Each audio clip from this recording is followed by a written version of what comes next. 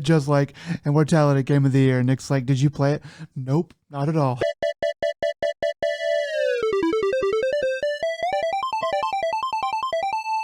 Hello and welcome to another Dead Pixel, a podcast about games, entertainment, anime, life, a little bit of everything in between. I'm your host today, Joseph, and with me, the Scourge of Japan, the man who terrorized Japan during the 2014 World Cup games, the one and only Nick.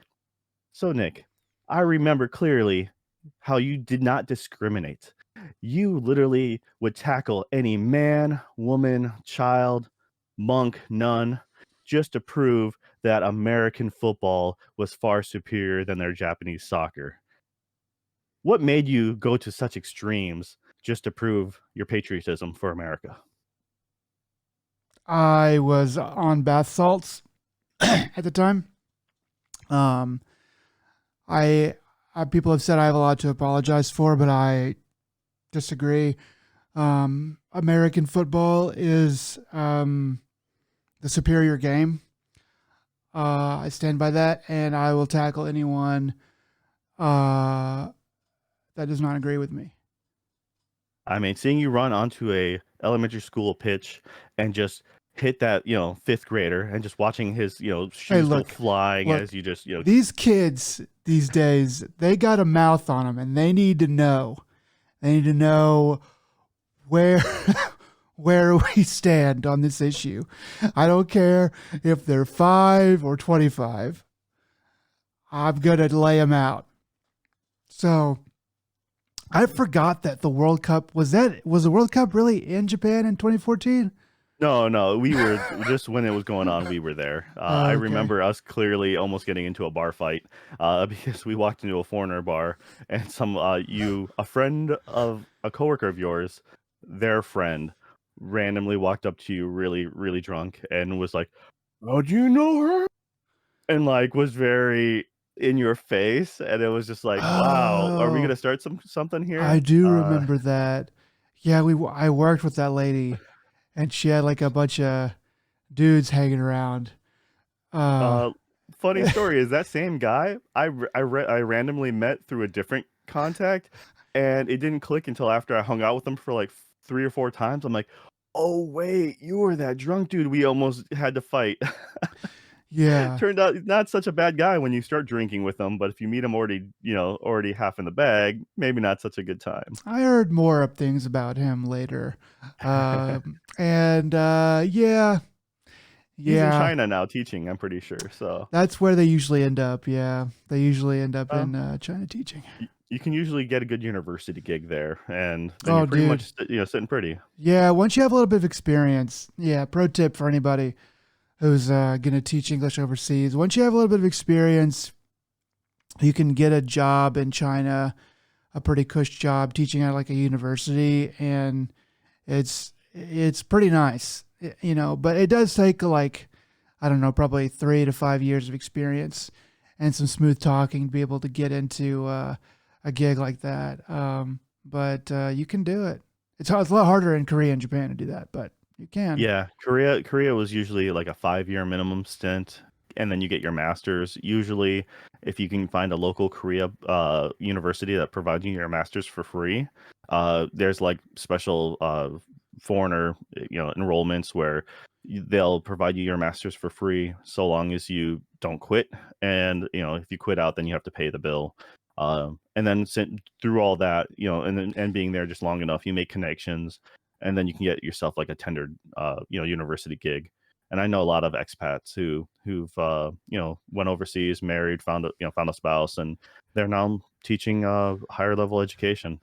Whether or not they're really qualified, that's a different story. I But love how I love how this started out with like a made up story about me tackling people in Japan and is like ended up with, and the moral of the story made is, up and it's story. a made up story. That is an alleged story. It's not true, but it ended up with, and the moral of the story, kids, is if you work really hard, you could get a job teaching English at a university in China. And you never have to come back to your America again if you need a place to run away. If you, Is what we're saying. yeah, like that guy in, like the expat in Xinjiang. The Mexican. Anyway, that's only funny if you watched a lot of Shin Chan. But I'm good, Joe. Had some fun. I had a bunch of turkey. I had 3 different turkey dinners, official turkey dinners over the Thanksgiving holiday. So mine was pretty good. How was yours? That was all right. Due to family work circumstances, we did not get to spend time with any of the extended family. So it's just, kids and my wife, and we just had a good time. I actually don't make a turkey dinner. I'll actually save turkey for New Year's. So I generally have my good friends, only my good friends, come over for New Year's. They will make the trip from out of state. I've The never ones been that aren't good invited. friends don't ever leave their state. Never been invited. Church base. So I'm the one who It's should feel always been an offended. open invite. You just didn't I'm the want one to who come should up. feel That's it. offended. Not you, me. All the offenses on this side of the camera. Oh yeah. So I'll generally make a turkey dinner for New Year's. And generally at that point, people had turkey for their Thanksgiving, and then they'll have maybe a ham for Christmas. And then when it comes to New Year's again, they're like, okay, they have room for turkey again. They're So that's back. that's generally my plan. I actually made a ham, and yeah, made a lot of good food, and just kept it quiet.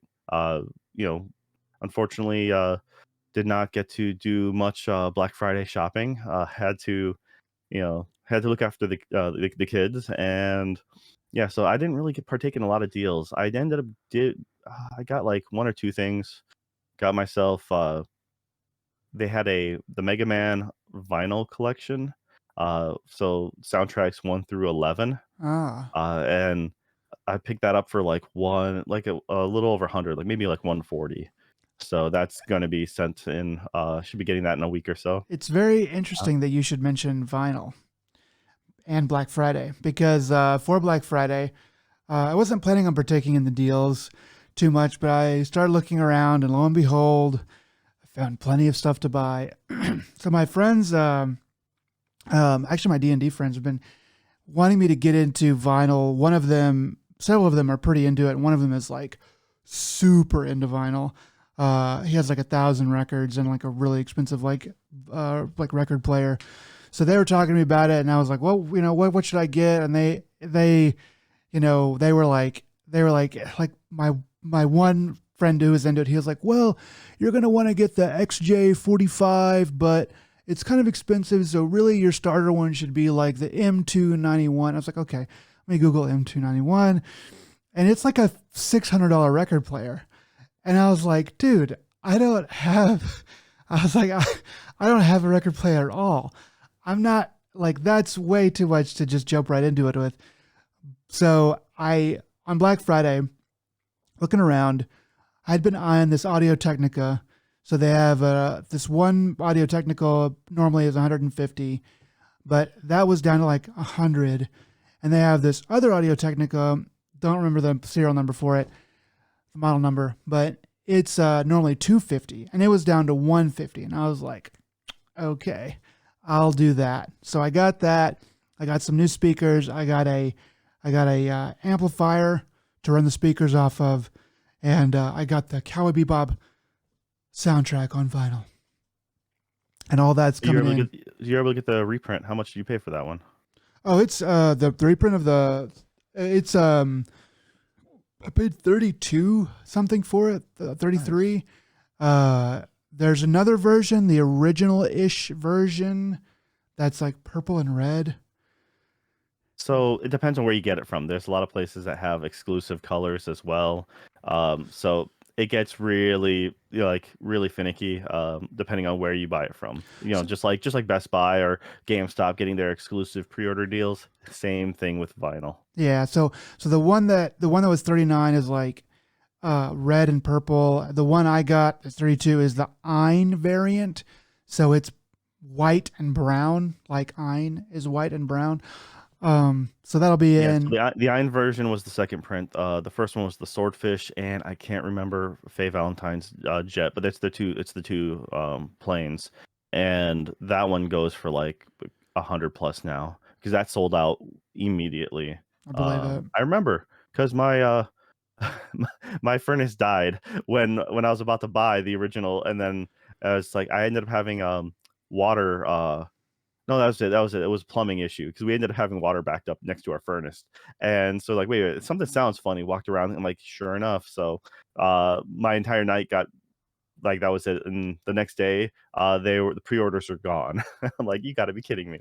And here I am with trying to get service companies to come in, and it was a bad night. So a buddy of mine did pick me up the Ein the variant. He goes, I know you missed out the first time around. And he goes, so I got you the reprint. I just want to let you know now so you don't go out and buy it for yourself for Christmas. So yeah, he had to spoil his own Christmas gift just so to be on the safe side. Yeah. What a good friend. Oh, very much so. But yeah, Yeah. so I got that, and I don't know what else I'm gonna. I think I got some other stuff in. I got a stand for the record player, and I got some other stuff coming in as well. I got some Beats headphones, which I needed to get new ones of. But yeah, pretty good. I'm thinking about going and getting a few more things. But I still got to buy a bunch of Christmas gifts as well. So it's gonna be a very I'm not gonna get to eat very much in the new year. I'll say that much. Well, as much turkey as you ate, you should be fine. Should be okay. So I do have to say, your friends are terrible, and they should have never gotten you to get into vinyl. It's a sickness, and uh, yeah, I've been into it for longer than I would like, but at the same time, I've still haven't committed to buying the super expensive stuff. Everything I've had for my collection is mostly like, as far as equipment wise, hand-me-downs that I've upgraded here and there. So it's like I didn't have to buy a whole new starter referencing. You'd look at like the Fluence or something like that. The RT85 is like the top of the bottom end is the best way to put it, or maybe a low of like the mid range. Oh, um so you're looking at $500 right there, or like the project debut Carbon Evo. That's like, it used to be $500, and now thanks to pandemic it's $600. But that one actually has a little bit more upgradable paths for you if you want to upgrade parts. But yeah, that's honestly like, with those two, you probably don't need anything after that if you're just, for the average listener. Now, if you really go hardcore, and you can go spend thousands of dollars on a table easily. dude, you could Yeah, spend and some coin. You can spend some serious dough on it. That and like rare vinyl and rare records. There's this one shop that one of my friends introduced me to. It's called mondoshop.com. And Mondo has been releasing records and stuff for a very long time. Yeah. yeah, so I didn't know about this, but they well, if you type in mondo.com, it takes you to some place else. So anyway, they print movie and video game soundtracks on vinyl, and it's like, get them, like they print them, and while supplies last, you can buy them, and then after that, they're gone. But they have a lot of they've got a lot of stuff on there that you can look through on what they have printed. And there's some pretty rare stuff on there now that's like, like the Silent Hill soundtrack. They printed that one at one point, and they give it pretty cool art too. They give it pretty cool album art. And that now is like 150 or something on eBay because of the So print run they did. if you're looking specifically for video games as well, Mondo doesn't have the best selection for video games, but specifically if you want video game stuff, you're going to want well, one is Limited Run. They do a very good selection of things. They came out with one of my favorites, Snatcher, which is an old Hideo Kojima game from back in the PC 98 slash it was a Sega CD game, which I own it on Sega CD, and it came out on the PS1. It's a mix between like Blade Runner, Terminator, and like a little bit of Total Recall to a certain extent. Like, it's like, it's a very unique cyberpunk point and click adventure game. Great music behind it, and same buddy who got me the uh, the most recent Cowboy Bebop. They knew that I was overseas when Snatcher came out, and so I was like, I was looking, I found it too late, and everything I could find was like $200, and so Uh, they got me. They found it for cheaper, but like a year or so later, and they're like, yeah, so they got that one for me as a birthday gift.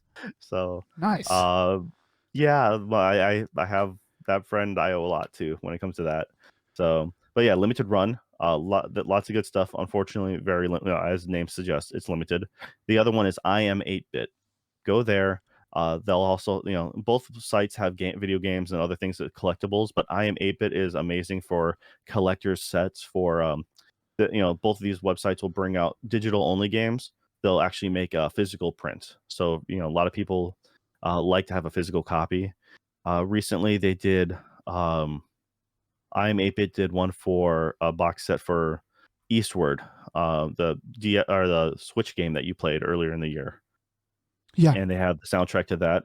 They have I just picked up I am 8-bit's re-release, or not, maybe not be a re-release, but they came out with Persona 4 soundtrack. They're doing Persona Ah, 1, 2. They're doing the whole series 1, 2, 3, 4, and 5, and they just came out with the Royale soundtrack as well. Unfortunately, 5 sold out right away, and so did their mega box for like they had a huge box set for like $400 that had all 5 soundtracks. Um, and that sold out, and so did Persona 5 Basic, the base album. But then Royale is available right now, so that has the new songs solely on that, from what I've gathered. dang. Great spot for vinyl. Great spot for they have like art, you know, just to, games and stuff like that. So yeah, check those out for sure. I highly recommend that if you're into any of that stuff. That's really cool. Yeah, Uh, I never looked at those sites before, but I just pulled them up and yeah, they look legit. I'm gonna peer through them. Yeah. Yeah, Limited Run's been doing a lot of stuff with indie games for a long time, and they've recently opened up a branch or something like that in Japan recently. And they're working with some people from 8-4 Play, Okay. uh, who do localization and such. But there's Bit Summit, I think, which was their Kyoto small games show for indie developers. And so yeah, Limited Run is making a push out that way too now. So it's pretty interesting. Uh, That's cool but yeah, shit, other man. than that, I didn't get much on Black Friday outside. So I mean, I got my first air fryer, but Yeah. only because the stupid microwave died, and we're like, air fryer, why not? So it's Air almost fryers the are cool, same. man. You can do a lot of stuff with them. My parents are getting one or got one, and they're like amazed by it. Everyone says they're the best thing ever. Yeah, it's literally we just don't have enough counter space, and so the microwave died, and we're like, all right, well, my mother wouldn't stop talking about it recently, so we're like, yeah, sure, let's pick one up, and we got it for Costco had a good deal. So, but enough Black Friday ness. We're gonna go ahead and talk about one of the like the only real huge thing of news, in my opinion. That is the Video Game Awards for nominations for 2022, the Keeley Awards, or whatever you want to call these. Uh, Recently Yeah. they just announced all the games and all the categories for what's nominated, and we're just kind of blindly going to go through this and get our takes of what we feel is for most of the categories. Some of these are fair, some of them I don't quite agree with, but like I said, we'll check them out. All right. So So yeah. So I guess we'll go ahead and go through. I mean, the main thing is going to be the game of the year. Do you want to go through that first, or do you want to save that for last? you know what? Let's go ahead and get to that. That's the juicy The bit. Let's meat just of the get that right matter. now. All right. Yeah, Yeah. So do you want me to read off what's there? The first yeah, half. go for it. Okay, I'll go for the first half. All right. Uh, First up, A Plague Tale Requiem, then Elden Ring, then God of War Ragnarok. All right. We got so then the second half is Horizon Forbidden West, Stray, and Xenoblade Chronicles 3. Okay. So these are the 6 nominations for Game of the Year. So I've I'll I just have go. not played half of these games, unfortunately. Well, yeah, I mean, you have played some though, right? Like you've Yeah. played. Have did you get a chance to play Stray? Oh yeah. I've played Stray.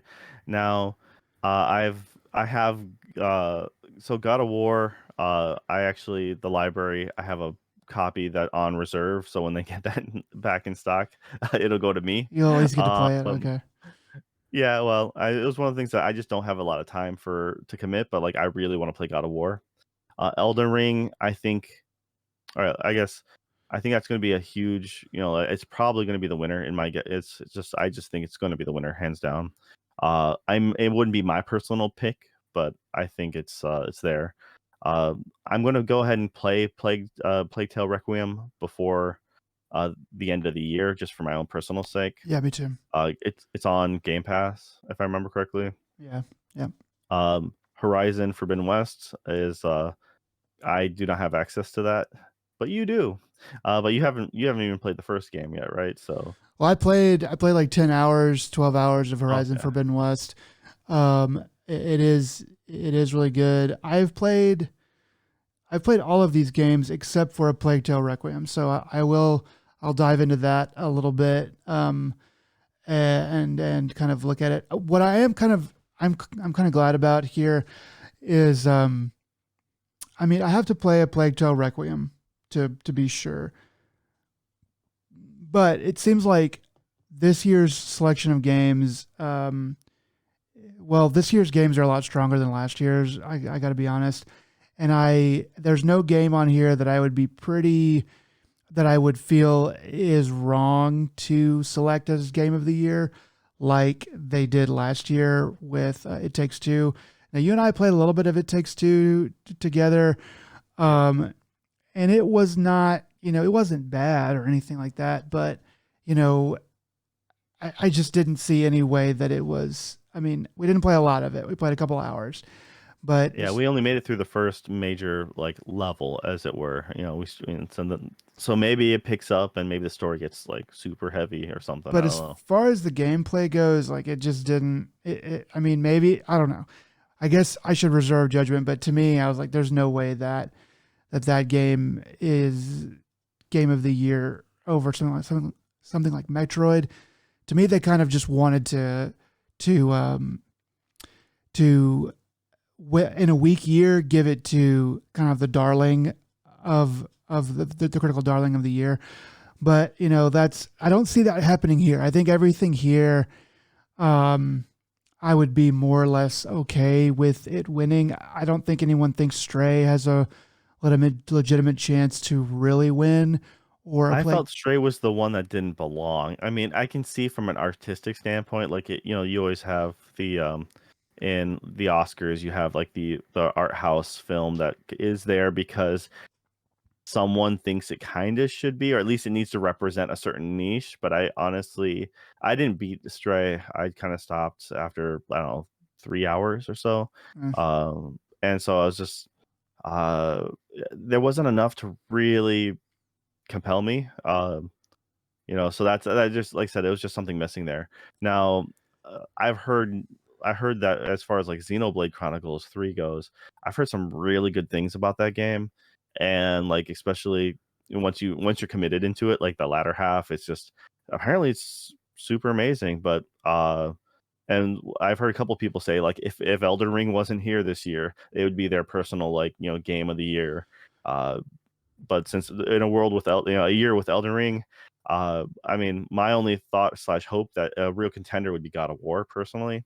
Uh, Depending on how that goes out, I've actually managed to stay completely blind to the reviews of God of War Ragnarok. um, yeah, I'm well, really impressed with myself, but I don't know squat about it. well, like yeah, with Stray, that is the critical darling. That one and maybe a Plague Tale Requiem. People like the first Plague Tale. I don't really know if it got. I don't remember if it got much of a nomination back when the first one came out. But those two are going to be kind of like, yeah, these are like really well liked games, but they're not really doing anything gaming wise that's outside the box or new, or really like I don't know, they're not like the juggernauts of graphics or anything like that. But yeah. I mean, I think everyone's top pick for what they think everybody will think is the game of the year is Elden Ring. Pretty much, that's been the thinking since it came out, since before it came out even. Um, but Horizon Forbidden West is a really beautiful game too. I don't think it'll get picked, but it is a big nod here. For me, I think that God of War Ragnarok, like I think that it could win if it was the first game. But since it's the second game coming out, and the first game already got its due back in 2018 as being picked on this award show as best game of the year, I think it'd be pretty hard for it to win again. But you never know. I mean, like, how is this chosen? Is this just chosen by like fan vote or by both or what? It's Keeley and a panel that I'm aware of, and then there might be some, a lesser percentage maybe by fan. That part I don't know. I can't say for certain, but like I'm pretty sure there is Keeley and a panel. So it's not just like him picking his personal favorites We're all slash just who he's best watching direct, who he's Jeff buddies Keighley. with, right? You know. Yeah. Yeah, we're all just watching So Jeff Keighley pick his favorite game of the year. It's like, oh, that'd be kind of silly. Yeah, I think it should. I think it's good. I think a fan vote, like the aggregate fan vote, should get a probably say at the table, but in general, it should be a panel. It should be more like the Academy Awards, um, which has its own so problems. corrupt is what you're saying. This Corrupt needs as to be shit. corrupt. Yeah, I mean the Academy Awards has its own problems, um, but it does lend some credence to it when it's not just the mob deciding what their favorite meme game of the year is. But it's a tough thing. But yeah, I think that's pretty much the long and short of the way it's going to shake out. If I was a betting man, I would put my money on Elden Ring to win, but I would also like to see the odds on because like if the odds on God of War to win are like really low, then I would put money on that because if it could win. God of War Ragnarok, I think it could win, but I think it's going to be Elden Ring overall. Yeah, that's I believe that's it's not quite locked in for sure, but yeah, I think it has a strong. It's going to be the strongest contender. Now, some of these other categories, we'll kind of gloss over it just a little bit, but unless if you really want to go in depth onto it, Nick. But like the next category is best game direction, and I'm not sure how they classify game direction. I wish there was a little bit more nuance to that. But anyways, the 5 games they have nominated on this one would I'll just go ahead and read these ones. Is Elden Ring, God of War Ragnarok, Horizon Forbidden West, Immortality, and Stray. And I don't know much about Immortality, and I think that one just became available on Game Pass. Um, so that one I hadn't actually that wasn't on my radar at all. And then it's just yeah, the other ones are what they are, but I'm because I haven't played most of them, like it's direction just being what directing style, the way the game flows, I guess. Like So, well, there's not much explanation on that. What is your thought on what they mean by direction? so it's kind of a hard thing to for a a normal person who's not in the industry to really understand, myself included. Um, I have been doing a little bit of research on game direction in general, and I mean, basically, from from what I think about direction, it's how much how much shit can you go through and still make something good? Because every movie and every game has a director, and the director's job is basically to make everybody a little bit unhappy to a lot unhappy in order to make the game come out right. Um, and so like without knowing exactly what goes on behind the scenes, it's kind of hard to say like what that is. But yeah, it's like whose vision has been realized the best is what I would say. And Because all right, because yeah, I was gonna say in my brain I keep on going with like the flow of a game, and as far as any open world game, those mostly have the worst direction, because it is entirely dependent on who's playing it and how they play it. Because if you're going to play an open world game, and you decide to farm the beginning area for whether it be materials, leveling, or whatever, that's going to be a very different experience than someone who's just hitting the objectives, cruising through the story the way it's quote unquote meant to be played.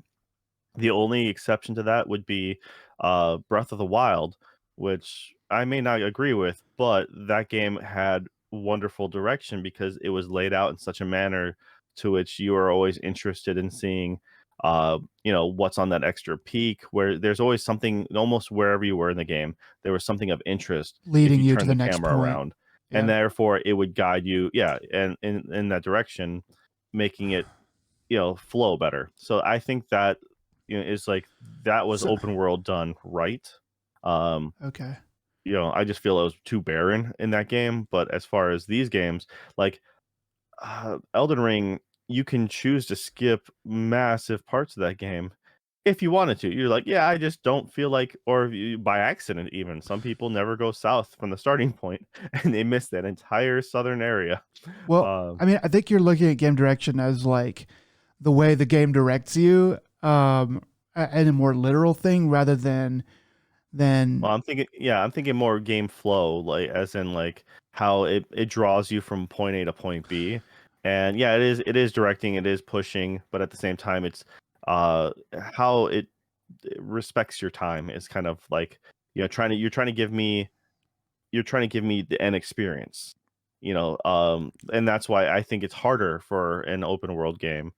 Something a little more like the God of War, which is quote unquote open world, but they're more like smaller vignettes. Like, you have that smaller pocket of area. And so you really only have point A to point B. You're walking in, you by the time you get to your boss or your next objective, it is on the opposite side of this like path. So that makes it a lot easier to tell a story. Stray, for example, it's a lot more confined. Um, so your experience is a lot more curated that so way. so like And that's the problem is how do you curate an experience for an open world game, and when everyone can but I don't think express. but I don't think Well, that they think about it that way. I don't think that's how game direction is defined. I think it's certainly a factor in it, and like how a game moves and the flow and stuff. Because an incorrect flow or when it goes off, in some weird direction, that can really mess up the overall experience. But I think what they are going for is like the vision of the game. It's like, did you, as a creator, the director, communicate to me, the consumer or player, what your intent really was? Did I have fun the way you intended me to have fun? Did I do everything the way you intended it to be? And I would say that this is a place where Stray can win, because of it being, you know, such a confined experience, and everything that's shown to you is like, we're showing you this for this reason, we're having you do this for this reason. That by the end of the game, you've done everything that they wanted you to do in the way that you wanted, the way that they wanted you to do it. And I think you're right. Like Horizon Forbidden West is going to have a much harder time with this category because it is like a completely open world game where you can do whatever you want, and it's like, well, by the time you're done, you might have done 60% or 40% of what the original like direction of the game really wanted you to do. yeah, and that's why I was talking about how a game is curated, because how, it's something so secretly, immortality might be the sleeper, win that we don't know anything about. So I did look up So Immortality just now, and it looks like a very strange art house game. I'm just from the screenshots I'm seeing, it looks very odd. I don't really see how it is a game, but it looks like there's just a lot of really strange stuff going on here, almost like an FMV game. Uh, but so this is another place. This is another game that could win Best Direction because of this the strangeness of it and the intent that the director had. If it's carried out really well, then it can come through in this category. All right, so let's all right, for the fun of it, we both are just we're both thinking game of the year is probably going to be Elden Ring. But then just without, with what who do you think is going to take home the best game direction? Well, this is another place where I think Elden Ring could also do it because it is such a, even though it is open world, it is very well, the intent of what they're trying to do does come out pretty well, even in the short 18 hours that I put into it. But I don't know. I don't know, man. This is one of those places where I just don't know. I think Horizon Forbidden West loses out. I really don't know much about Immortality, but I would say if I had to pick one, I would probably say Stray. Even with the limited amount of Ragnarok that I've played, I would say Stray. This would be where they would pick that. See, I can see that, but I'm gonna go ahead and so I honestly think it's probably gonna be Elden Ring. But what I put my coin behind is God of War, just because the way that story, the first game, the story played out, and the overall, how I look back at it, I'm like, all right, I think they can pull off, uh, I think they can pull it off, possibly. So I'm gonna go without having played God of War Ragnarok. That's what I'm putting my coin behind. So I think that's fair. we'll see. We'll see. By the way, probably this is all going to go down on the 8th of December. Oh yeah, So yeah, we'll see. Next time we record, how many of them we got right. That's we shall see. all right. Go ahead. What's the next category then? The best performance, Ashley Birch for Horizon Forbidden West, Charlotte McBurney for A Plague Tale Requiem, Christopher Judge for God of War Ragnarok, Manon Gage for Immortality, and Sunny Suliak for God of War Ragnarok. I'm assuming Christopher Judge is Kratos and Sunny is the boy, right? Yeah, Christopher Judge is Kratos. I can't remember his name now, but he's in the Star Trek. Star Trek, or not Star Trek. I'm sorry. Stargate. Stargate SG-1.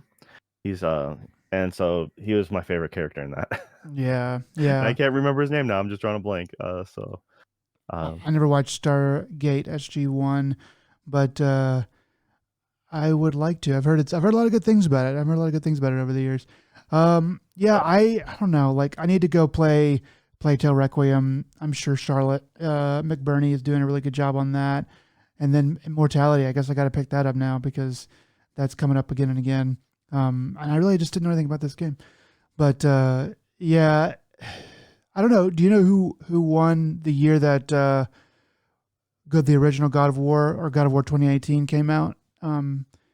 okay, so this is best performance and of course performance by actor or actress. But the I don't remember, and it's like it's just funny because when I saw best performance, my brain went to uh like game quality, like game that played best the like quality of smoothness and not No, dude, glitchy or framey as hell.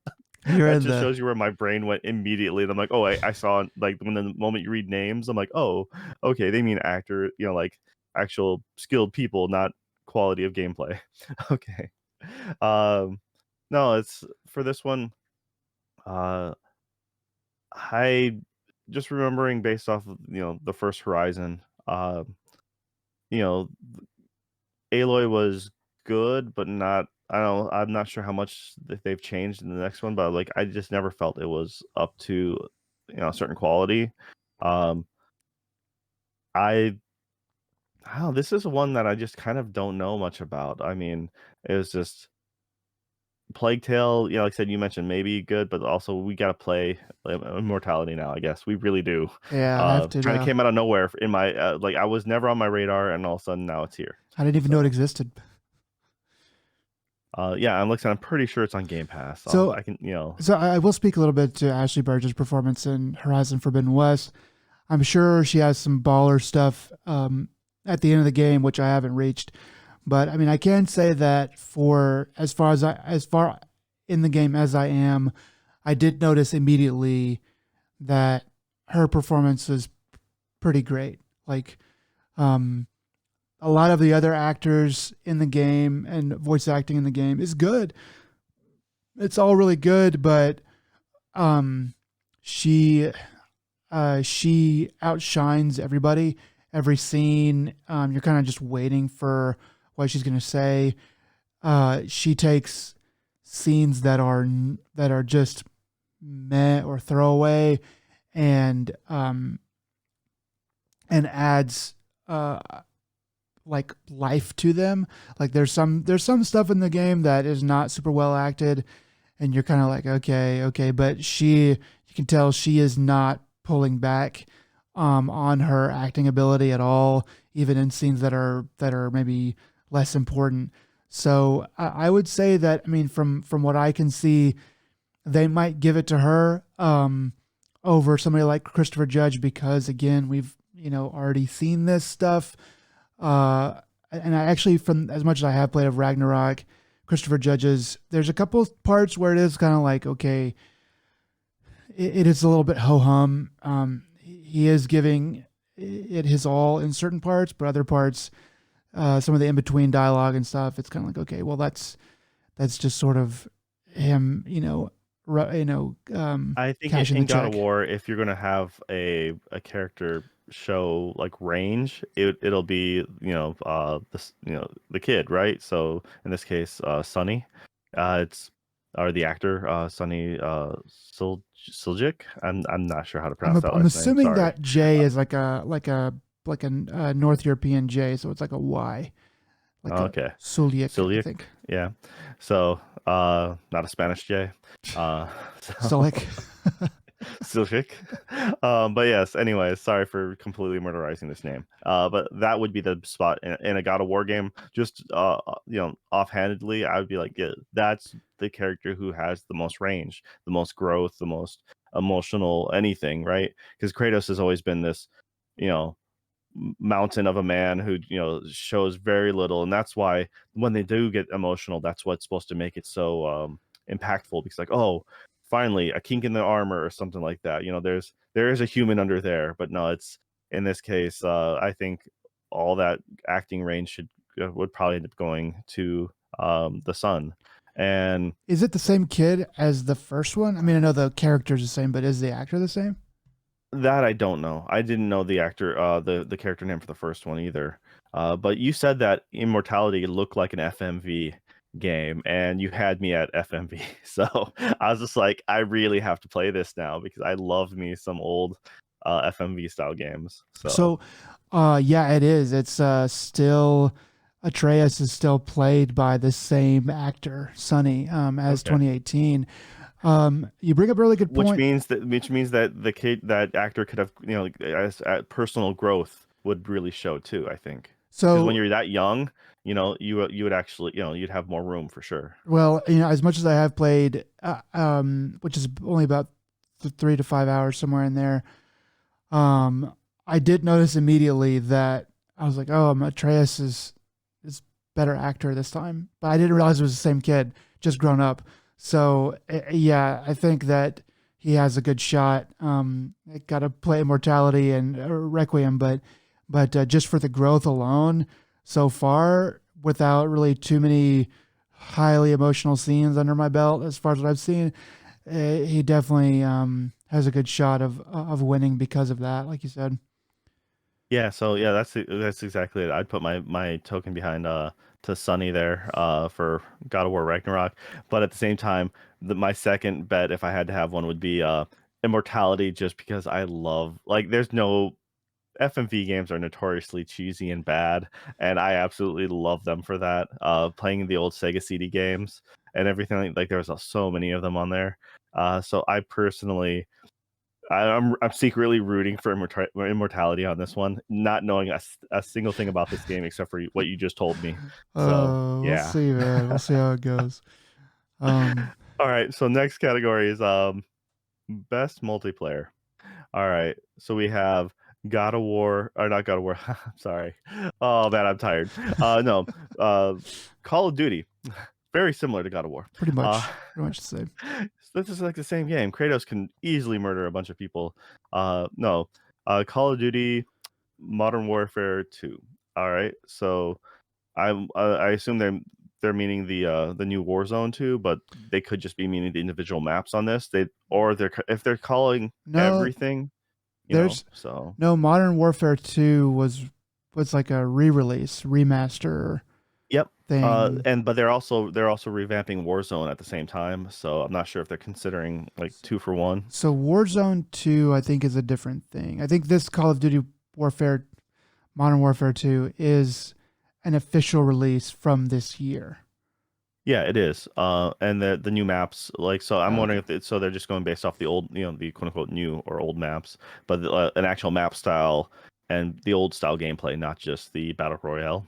Yeah. But anyways, so Call of Duty, Modern Warfare 2, you got the multiverse, which is that Multiversus. platform.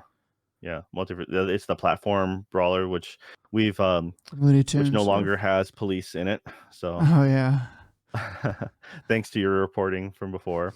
And then there's Overwatch 2, Splatoon 3, and TMNT, Shredder's Revenge. I think that Multiverses has an actual surprisingly good shot because the fandom behind that is pretty strong. I personally am just going to go straight towards Shredder's Revenge because I had fun playing with you and a couple of my other friends. I think that was the best time I had with any of those games. Granted, I didn't play Call of Duty, and I don't play Splatoon. I just don't. I thought about Uh, getting Splatoon 3, but I was like, I got too much other shit to play. yeah, so I don't know. What do you think about this one? Who do you think's going to walk away with this? I think that it's either going to be Multiversus or Overwatch 2. The only game that I have actually played is Teenage Mutant Ninja Turtles Shredder's Revenge, and it was good. It was good, but it's not something that sticks on your bones, as it were. I would say that I have been really surprised at the reception of Multiversus. A lot of people talk about it. It's been in the news, like we've said, and it has a pretty loyal following, and people are surprised by it. Overwatch 2 is brand new, and I have seen a lot of people playing it and talking about it, saying it's There's also been a lot of hate and negativity towards it. So yeah, that maybe that might be a factor too. I think Call of Duty Modern Warfare 2 is, I mean, that could win. It just depends on what the panel thinks, but I don't I think get. Multiverses is going to happen because it's more like the fan favorite slash it's something new, it's something different. It's not like people would be upset, I think, if they went with a Call of Duty because it's like, oh, it's the same old, right? It's nothing Yeah, different. that is kind of the thing So, I was trying to put my finger on, but you did so well about Modern Warfare is that it is sort of just, well, it's another Call of Duty uh, doing the same thing but slightly better.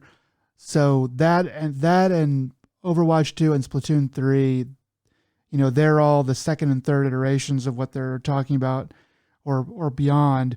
So Multiverses might be the only thing that's doing something unique enough, new enough, different enough that it gets selected as for the best multiplayer.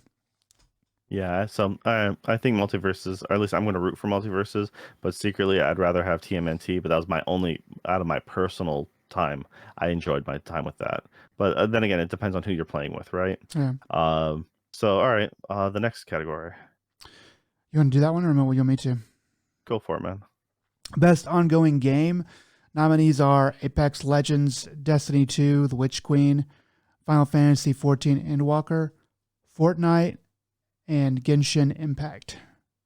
So I know you are extensively into all of these, right? So I have give us your definitely in-depth. definitely played all of them. Honestly, I think that Final Fantasy 14 could win because it's I don't know. I just every time you hear anyone talk about Final Fantasy 14, they just love it. They just love Final Fantasy 14. I've never gotten into it. I've never been an MMO person, but every time it is talked about, it is like, oh, it's like really good. It's really good now. So I don't Yeah, know. if I remember correctly, they actually when like the latest I thought it was when the Endwalker came out, they had to uh shut down for a while to be like, we are being so overloaded with new people, we actually can't let new people sign in anymore. We have to keep to just to make the servers for our current users. We're gonna stop all new memberships. And like that they did that for a while. And I'm pretty sure it was with this latest expansion, and it could have been with the one beforehand, but it was just like that's how like fervent like the fan base is. They're like, yeah, they people keep on flocking to it. There's not much else, and everyone keeps on saying like the new every time they release something new, like this is like one of the greatest pieces of like RPG content period, let alone MMO. There's a Yeah, lot of great story all behind there. I've heard nothing really bad about it for a while, and I think that is it is my clear winner to win, with the only caveat of something like Fortnite being such a popular thing as in pop culture referencing. But I still think I would be upset if Final Fantasy did not win this one. yeah. I don't know. I also think about how much people like Genshin Impact. People really like it. They say it's actually a really great game. It's only the free to play aspects of it that people don't like. But yeah, I mean, it could. I think I'm with you on Final Fantasy. I don't really know much about Destiny 2. I don't really listen to people who play Destiny anymore. So I don't know how it's been going, but maybe it's been going well. I don't know, but my guess would be Final Fantasy 14 and Walker is the favorite to win. Yeah. All right. Next one is going to be best art direction. So we're looking at Elden Ring, God of War Ragnarok, Horizon Forbidden West, Scorn, and Stray. So Scorn being the only one of these we haven't heard yet so far, and this one is also on Game Pass, and this is the Geiger, H.G. Geiger like modeled character design. So if has that aliens slash species like art aesthetic. Very It's gross, organic machine. Everything's wet and yeah. disgusting. Uh, so that is it may not be an art direction for everyone, but it is certainly an art direction. It is a Uh, direction to go. well, same can be said about Elden Ring. I mean, not everything Elden Ring is beautiful, but man, it has a certain flair. I think honestly, I think this one has to go to Elden Ring as well. Uh, before like I don't know, God of War, the previous one had really good art and stuff like that, but it's kind of I don't know, just Elden Ring does what it does so well. You got the quiet moments when you're just looking off in the distance, and you have at night, and you're seeing the trees just glowing yellow, and you're like, wow, this is really actually really pretty for what it is. And then you have all the manner of monstrosities that you have to kill or run from and die from, and they are done so very well, even though it may be disturbing to you. Yeah, Elden Ring. Every moment in Elden Ring is crafted to be what it should be. Like the lighting, the colors are always spot on. Um, God of War Ragnarok. I will say, from what I've seen so far, it is better in they have more different kinds of places to go earlier on in the game, so you're not kind of just running into the same icy variation on icy places, and so I've enjoyed that aspect of the art there.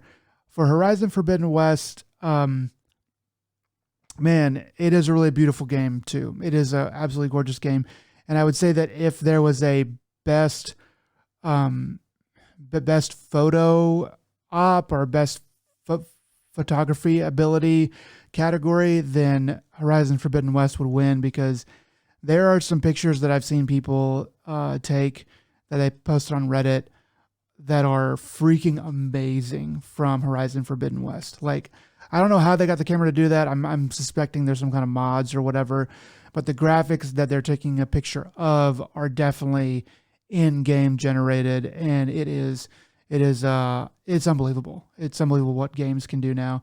But yeah, That for first game had an incredible photo mode actually, and it was a great character, like posing system as well. So you can have her pose like I remember you can have her laying on her stomach with her knees bent up, like legs interlocked, like just like silly, like cutesy poses. And then you'd be doing this on top of a spire, and you're like, this is a weird way to like, or like you can change, just a lot of like gestures, and they had one of the most amazing photo modes in the first game.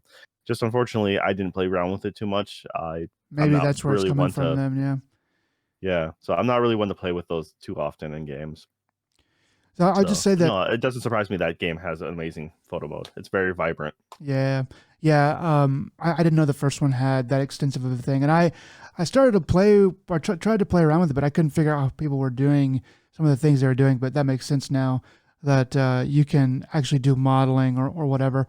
Yep. For Scorn and Stray, I think Stray has really good art direction. It is very well made, but I don't know. It is also sort of just par for the course in some aspects. To me, it didn't really wow me some of the way that some of the other games have.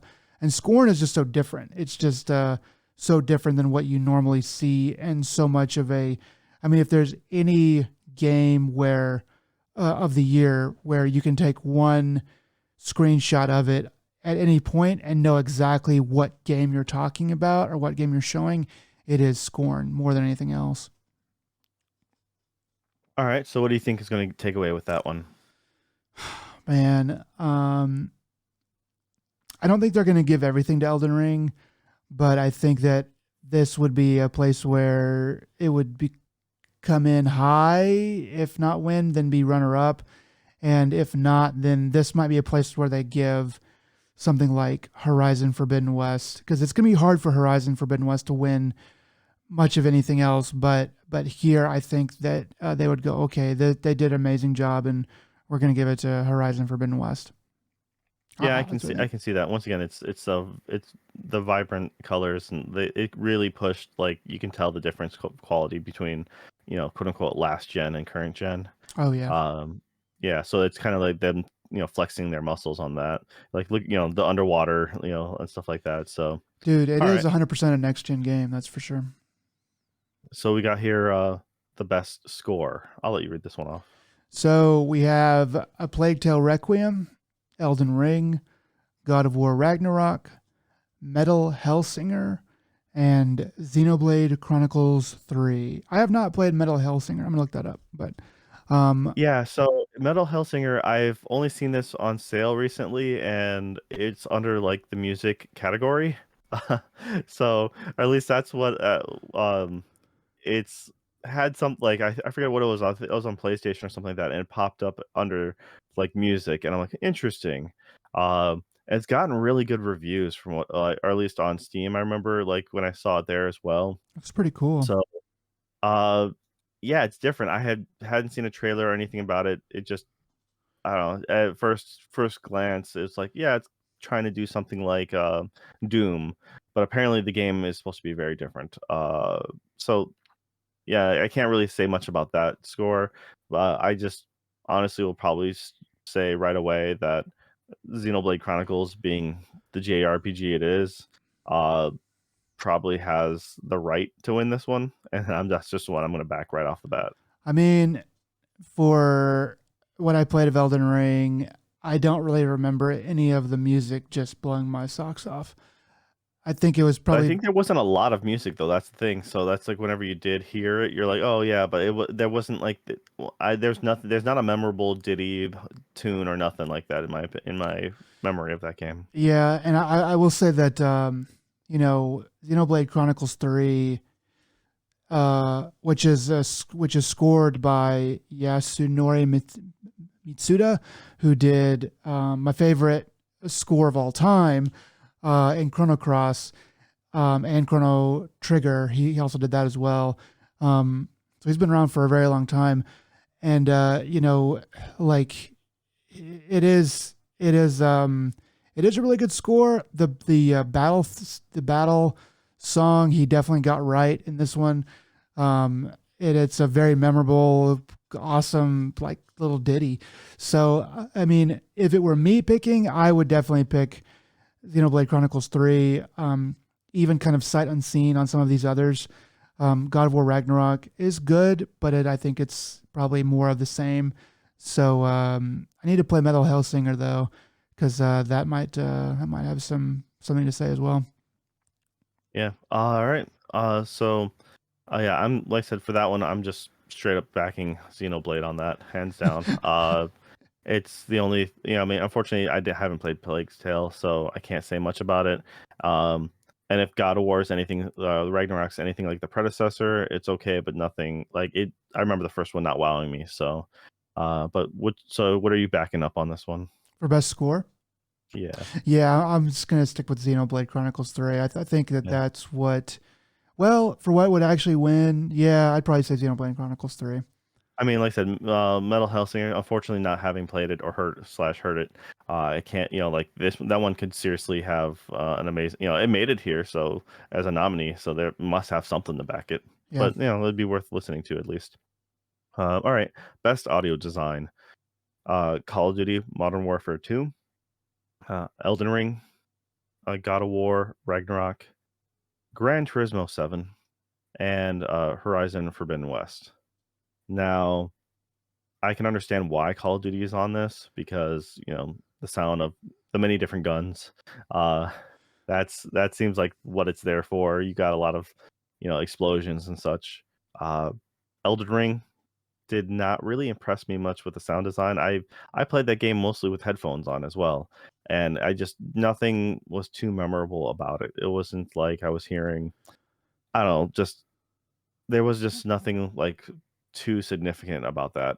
Uh, God of War. I I don't know Ragnarok, but if it's anything like the first one, uh, it's got I like the axe swinging and the like and the I remember recalling the axe in the first one had a good sound to it, but there was only a couple key things. It wasn't like as a overall like when you make impact and stuff like that. There was some notices, but it wasn't. I yeah. feel like you get more sound effects or quality sound from like a Mortal Kombat game. I would say that the Call of Duty Modern Warfare probably has the best sound design here. I haven't played it, but it Gran probably Turismo would be the next one I would say is I'd say Gran Turismo is made for sound design. It was yeah. just like it's half the experience is looking at the cars and the other half is the sound of the engines and This would tires. be the category where those two games would shine because their sound design is so important for the feel of the game. I think that God of War Ragnarok would probably win of the compared to the other three, Elden Ring and Horizon Forbidden West, because of it has such a good crunch to the killing and to the recalling of the axe and the glaives. See, I remember Horizon, the original having good sound design as well, because the machines, when they would hunt for you, you can hear the whirring of their motors, Yeah, and that's good too. or when you were taking them down, that you can hear them like explode, or when you take off a weak point, you'll hear it pop or something like that. I remember those sound effects being pretty solid, but that was really about it for that one. But once again, I'm talking all about last gen, so. Yeah, yeah. Can't really contest much to the current one. I don't know. I mean, I would think if Gran Turismo 7 is anything like Forza Horizon 5 that came out last year, some good sounds, but probably Modern Warfare has, to me, is probably going to win it, but I don't know.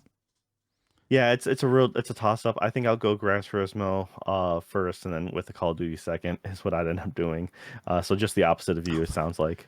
So Dude, all right, I just now looked at how long this list of games, how long this list of categories is. Dude, it's that's really why I was long. joking. That's why I talked about, man. We should maybe skip a few of these. Like one of them was like uh, best like esports coach, and I'm like, I'm sorry, man, I don't know any of you guys. So I just have to omit that one because it's not my field. Do you want to like maybe both pick the each of us pick one more category, or do you want to do several more? Let's pick like two more categories, and so I'll go with the best narrative. Okay, let's go. So the best narrative is A Plague Tale Requiem, Hmm. Elden Ring, uh, God of War Ragnarok, Horizon Forbidden West, and Immortality. So there's Immortality again.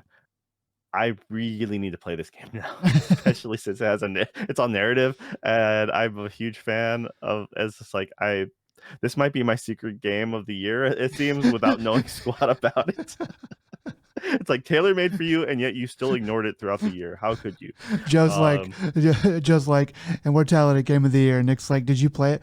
Nope, not at all. FMV. Enough said. Um, but let's see. Okay, so as far as a narrative goes, I think Elden Ring doesn't belong on here. Yeah, they're just It pandering lacks now. a narrative. Like it's of all games that has one of the worst. Like the narrative is there if you read I it was gonna and you really say, hunt I'm for it. sure if you dig for it like really hard, it's probably got a badass narrative. But I am not. But I don't think that makes a good narrative if you have to really dig through all the comment sections and all of the video game websites. So I honestly think this is where something like A Plague Tale Requiem really has a good spot, time to shine. Uh, because it is such a curated thing. It's uh I don't know about, God of War 1 was fun, had a good bit.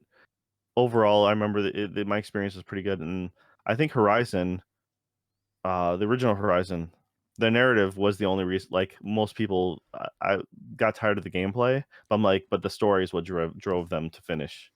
Uh, and I would agree. The story was interesting, fun. I don't know anything enough about the second one, so I can't say for sure. So it's a really hard one. It's kind of like toss up on this, in my opinion. Yeah. The only two I've played that I would actually consider, because I wouldn't consider Elden Ring, are God of War and Horizon. I think that God of War it has the pieces set up from the first game to really start cooking and have a really good narrative. It's building slowly, but they've introduced some good characters as the antagonists, and it's getting pretty good even early going. Horizon Forbidden West is in a similar thing though. Um, Problem is that I didn't play the first Horizon. They do give you a crash course on the and what happened in the first game, but from what I've played of Forbidden West, um, it feels to me like it's starting over in more ways than God of War is. So I think that God of War of the two has a better prospect on story, but yeah, Plague Tale and Immortality gotta play those and then have a better idea of what's gonna win. How about you? What do you All think? right, so I'm sorry, you're putting your backing behind which one exactly? I guess without having played everything, I guess God of War is what I'm going to guess is All going right, to win. I'm gonna go purely based on stupidity of myself, immortality, hands down. Uh, with the realisticness of, I think Plague Tale has a really strong chance actually. Plague Tale would be my real vote, but like my personal stake is like immortality. It's just I know this is nothing about this game, and I'm like, uh I want it to be. I'm expecting it to be like, I don't know, just so many of these FMV games have been just so cheesy and so out there, and like, so that's what I'm thinking when I think narrative. I think it's gonna be like bonkers, and it may be completely different. So yeah, hopefully I'll talk to you next time on the podcast, and I'll have played through this, and I can be like, I can give you my real statement on it. Um, yeah, so that's it. Plague Tale will probably is what will take it home, but I'm rooting for Immortality. Yeah. Oh, all right. So what do you want to pick for your next category? I'm having trouble. I can pick one right away then. No. I can Uh, do it. I can do it. I'm just kind of looking at it. I'm trying to pick between best action game, best action adventure game, and best RPG. So I think I'm just going to go with best action game. So the nominees are Bayonetta 3, Call of Duty Modern Warfare 2, Neon White, Sifu, and TMNT Shredder's Revenge. What do you think is going to take it home here? all right. I honestly don't believe Sifu will win best action game. It has really cool scenes, but not enough people played it, and it wasn't the way the game's built because it's more difficult. Man, It kind of stops the flow of gameplay and doesn't it kind of that because of that having to restart a bunch. I feel that it's not going to have be memorable in a positive light for a lot of people. Um I honestly think Bayonetta 3 has a good chance, but so does Neon White. I haven't played it, but I had seen a lot of gameplay of it, and Neon White has a very unique style to it as well. Uh, it's one of the spots where Neon White has a really good chance, stylistically. Action game for Call of Duty. Yeah, of course it's an action game. I just feel that it doesn't. More people, it's like, yeah, it's just another Call of Duty. So, my thought would be I'm gonna like to root for Neon White, um, and I'll think that it's because when you think like TMNT, it is a traditional like action game. Your old video game boxes would say action right on the top, but it's not quite uh, the over the topness that I think most people would relate to, like a Devil May Cry or a Bayonetta. yeah. So I'm probably gonna go with Neon White, and then with and Bayonetta would probably be a strong second contender. I think that Sifu should win this category. Um, Played 10, 12 hours of Sifu, and it's really freaking hard. It is really, really, really freaking hard, especially as you kind of see what you have to do to continue to get better. Um, but like as a game, as an action game, it is doing stuff that's different than really any other action game I've ever played. And the action in it is really good. It's really true to what it's trying to do. What I think will actually win is probably Bayonetta 3. I think Bayonetta 3 has enough clout behind it, has enough people playing it, has a bit of the zeitgeist going into the season, and it came out later in the year.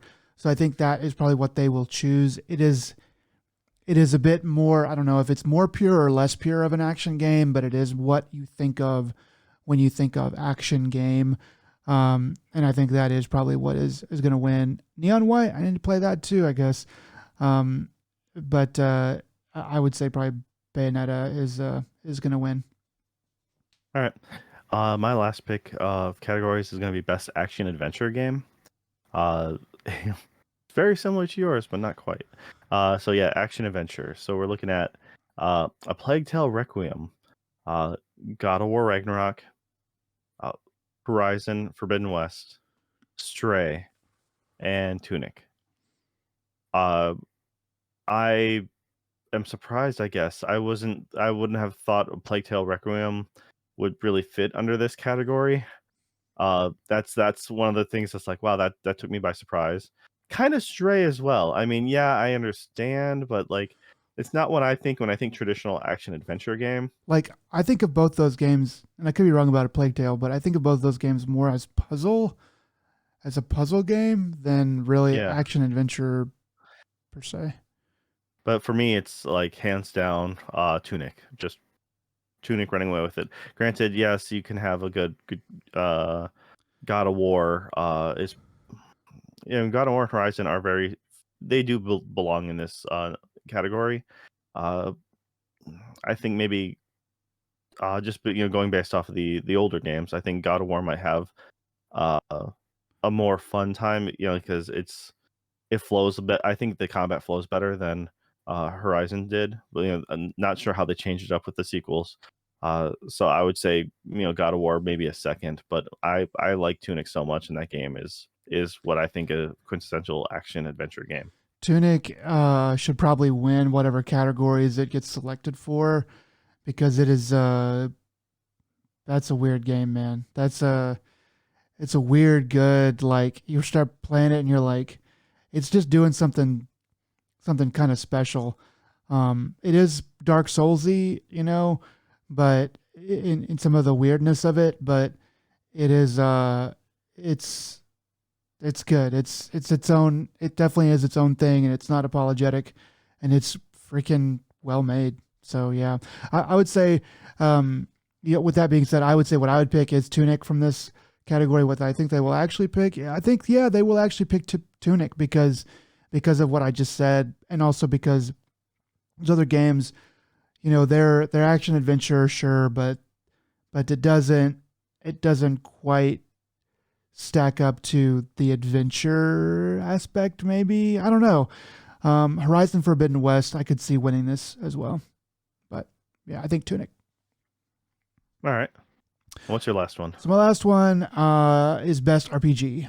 So it just went straight down the list right there. But so what we've got here, nominees are Elden Ring, Live Alive, Pokemon Legends Arceus, Triangle Strategy, Xenoblade Chronicles 3.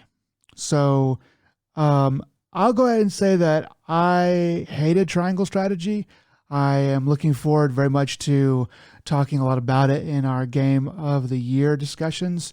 So I'll save my loathing disregard for Triangle Strategy for that time. I think that Xenoblade Chronicles 3 is, man, as a true old school RPG, JRPG that takes the cake, but as like a PC RPG, Elden Ring really is really up there.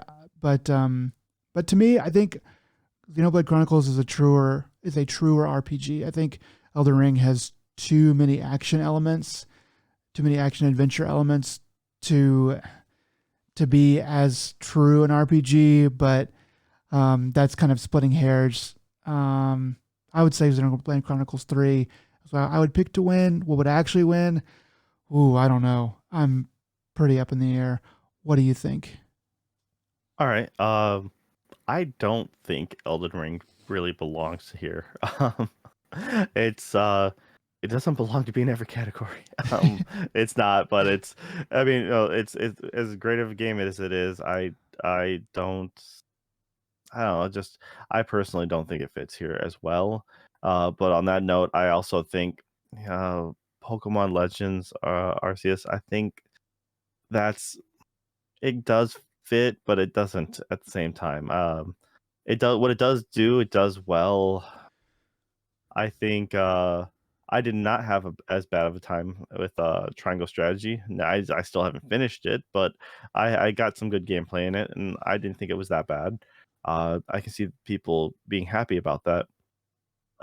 I would naturally gravitate towards Xenoblade Chronicles 3. The one caveat is Live Alive.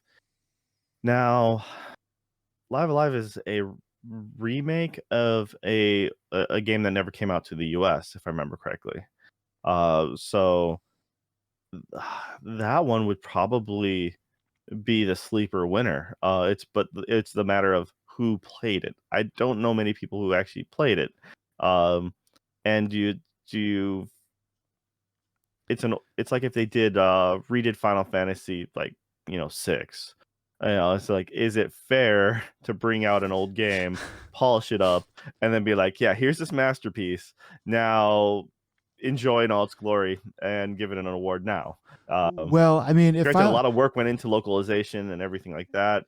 So it's not like they didn't, like, it's not just a simple port. yeah, well, I mean, if Final Fantasy 6 was re-released, now it would be up there for best game of the year, even in Best its, soundtrack. Best. it would, yeah, that might run the table. But yeah, it's a little bit of a different thing. I don't know. Like I do want to play. I did want to play Live Alive. I just never had time to go out and try to play it, and choosing to spend that much money on it as well when everything else was out. Um, so I don't know, I but yeah, you're right. That is the one that could be the sleeper hit for this category. I'm kind of wondering what the odds are of Elden Ring, just doing a Dances with Wolves or a Titanic or a Return of the King, where it just runs the table and wins almost every category that it's actually in. I don't think that's very likely, but it's certainly a possibility. It's certainly It something that is, could but happen. I don't like I said, I don't believe it deserves to be classified as best RPG. I feel that it lacks a lot of like it. I feel like it lacks a lot of what I would consider more traditional or action like RPG elements. It's just I don't know. Because well, it's hard to say, right? Because most games now, open world games have RPG elements in them. You have God of War, where you're putting points and you're choosing how to spec out. Uh, you can all these games, open world games, have something for you to level up. So does that then make it like a Western or PC RPG? Yeah, I mean everything's an I RPG now. Yeah, Yeah, even exactly. even Call of You have Duty. there's a difference between your old Knights of the Old Republic, or something like that, where you had, you really picked a class, it really made a difference. You had so many points to pick, like really diving deep. But like most any open world game has some sort of leveling in it. Well, The question is, do you get to choose how much do you get to choose? I would say that Because so much like as presentation matters, Elden Ring does have that old school PC RPG aspect to it of these are your stats, and you every time you level you move them up by so many points, and it's all just laid out right there, just like the PC RPGs of old Yeah. do. I mean, at the same time though, you can argue for other things that have RPG elements into them like that. Like you technically level up in Saints Row. I mean, Yeah, you know, everything you kind of you does gain that. you literally gain experience, you gain a new level, you gain a new skill, then you can choose between the amount of skills you get, which ones you hotkey, and there you go. Yeah, But it's not, it's much different than say Final Fantasy X Sphere Grid, where you really get to choose a path and really screw yourself if you go the wrong way. Uh, so what would you say, what would so, you pick to win best RPG here? I would say Xenoblade Chronicles 3 is what I'd go with. As far as the mainstream, there is there's a high chance I think that Live Alive is actually a strong competitor. It's a strong second. Because there's enough people who, like I said, that one got really good reviews, but I almost feel like it doesn't. It's a hard one. I don't want to say it doesn't deserve to be on here because it kind of does, because it never got recognition the first time around, because this is the first time it got brought over. Yeah, But because, like I said, you're bringing over what was known to be a great game, it's almost cheating, right? So, but yeah, I'm gonna back Xenoblade Chronicles 3. yeah. I think that's definitely what I would pick. I think they might pick it depending on if they give it to if they give best score to Xenoblade Chronicles, then they might not give it to this. But if the reverse might also be true. But I would say probably Xenoblade Chronicles 3 is what they'll choose. But yeah, Okay. All right, then just because we're done, like we both finished our last, I just saw this one and I'm like, I was gonna bring this up. So, um, the most anticipated game. We have here, oh wow, they have listed Final Fantasy 16.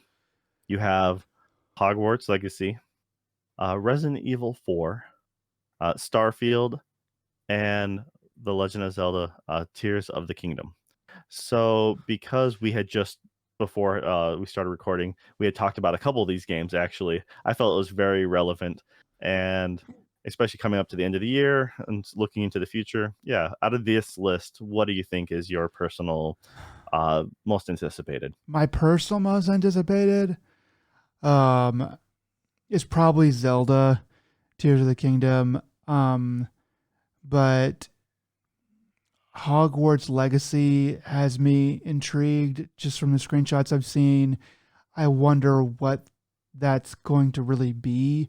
It looks great, but what it actually plays like is going to be, that can make or break it. Final Fantasy 16.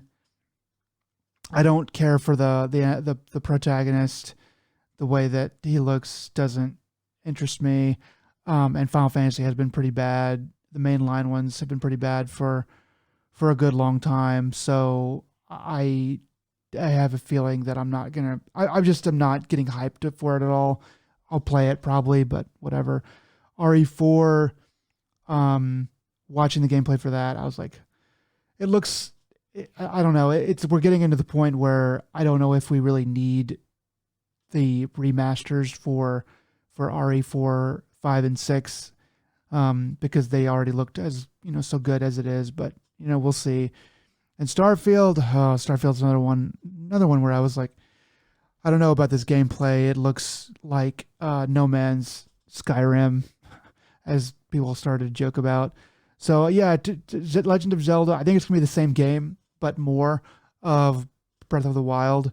But I am probably that one or Hogwarts most excited about. How about you? What do you think? All right. Well, it's more or less there's only one clear one for me, and everything else is more of a uh not even remotely on my radar. Is it RE4? Yeah, Fucking do it. it's all right, so it's not the fact that I'm really like super hyped about it. It's I'm curious to see what they do. I genuinely really like RE2 and RE3 remakes. Uh, I like RE3 remake more than most people did. Uh, that one got a lot of flack, but I honestly think it was solid. Now, it's not just about the visuals being updated, but it's also about uh simple quality of life things. There's certain gameplay elements that we can have more fun with now, and it's just I also I don't think RE4 is as like this holy thing that you cannot touch, and that's why a lot of people are like, no, it's Oh, it is what it is. I'm like, no, it's fine to remake it. I think, but at the same time, uh, I don't mind 5 and 6 being remade either because uh, 5 I like 5 despite as much people has hated that game. But that's only because the same buddy who buys me my vinyl, we've played and beat that game 6 times maybe. Uh at least 6 different like versions, or like we're in the process of that because we did on the 360 PC.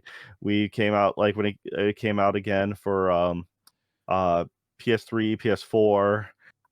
Like every console, every time it gets ported, we end up playing through it again because it ends up going on sale for like $20, and we're like, yeah, sure, let's have a couple. And but we would play overseas, and this was our like we knew the game so well that we could just chat and be like, hey, how's it going? How's the family? This that, and we're like, we knew that game pretty fluid, and it was a stupid game for us to have fun with.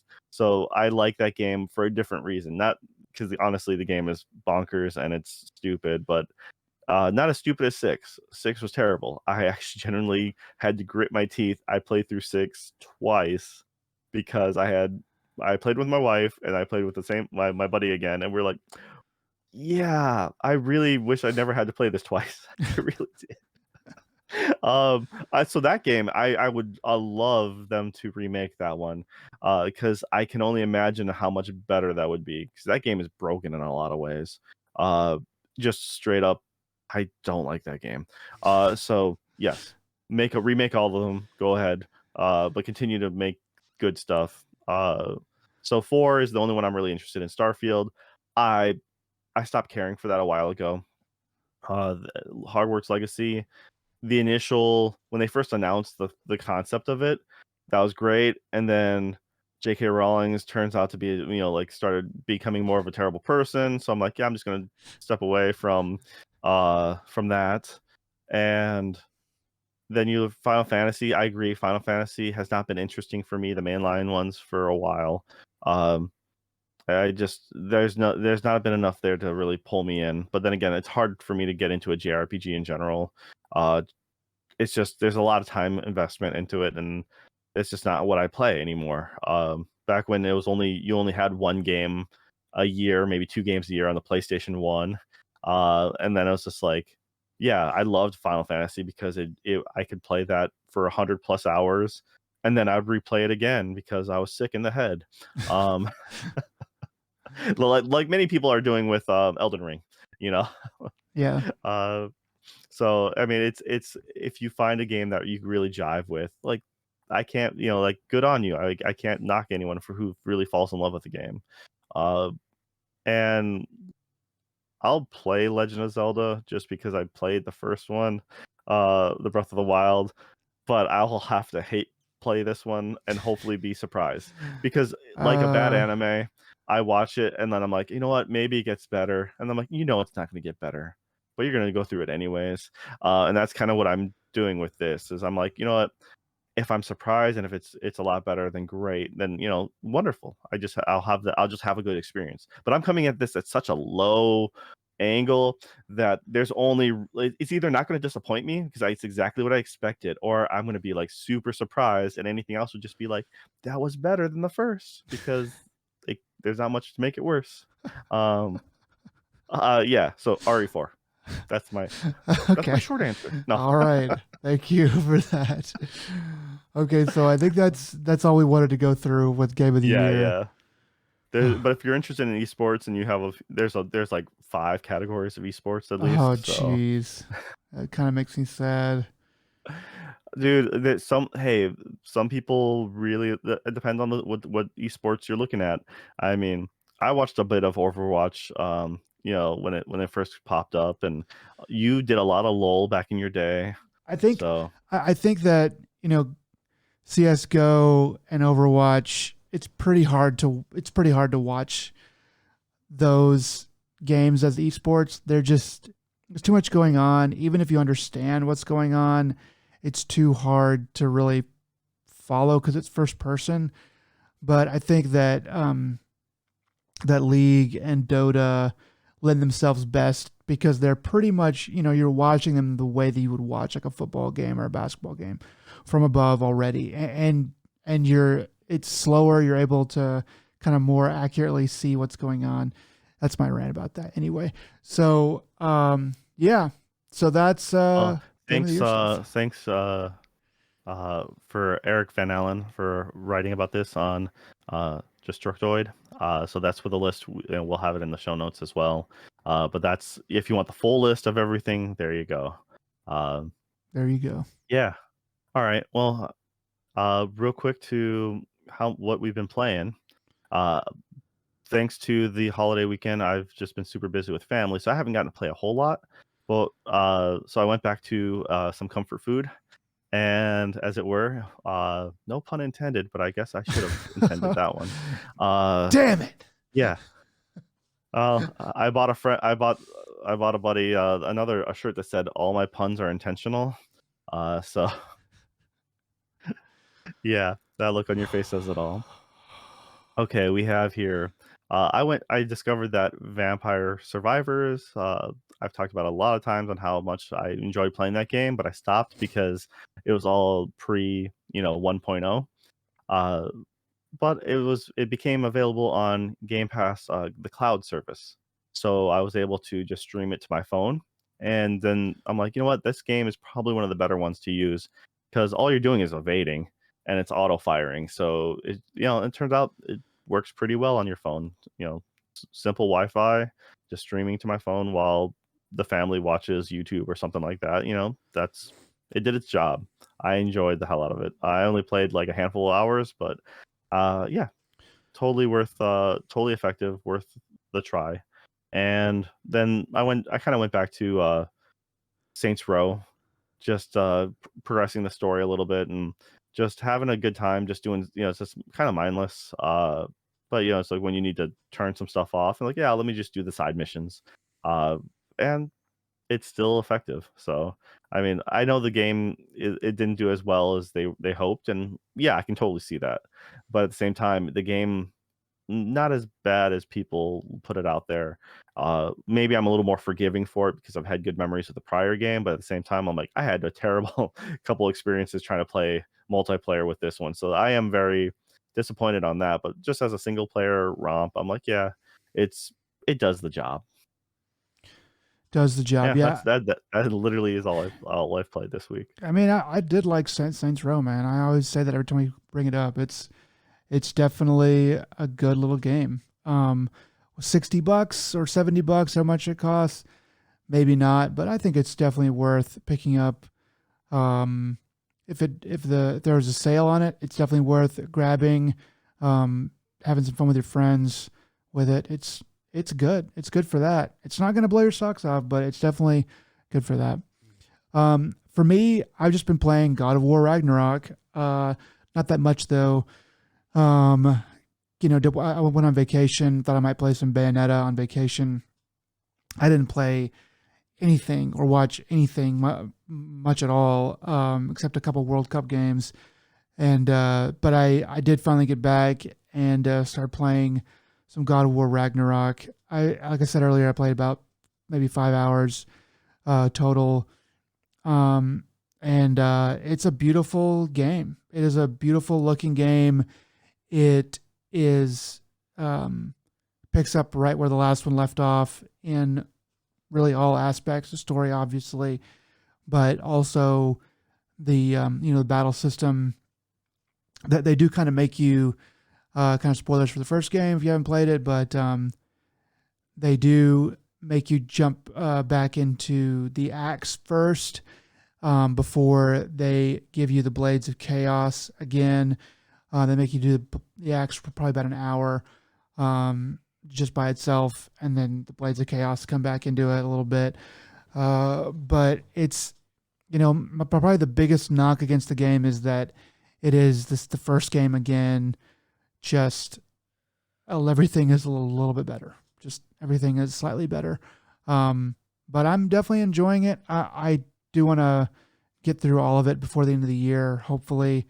Though it's going to be kind of a tall order, but mostly just because the story is pretty important to rating that game accurately, and shouldn't be too long. It should be about 20 hours, I imagine, but I need to look it up.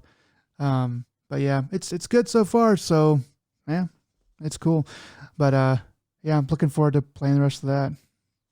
Yeah, that first game I loved immensely. I platinumed that one. That was took a long while, but well, it wasn't too bad. It was that final Valkyrie fight, which was just a utter nightmare, and that's self-abuse. I did that to myself, but You did it to yourself. Yeah, right. No one to blame but me.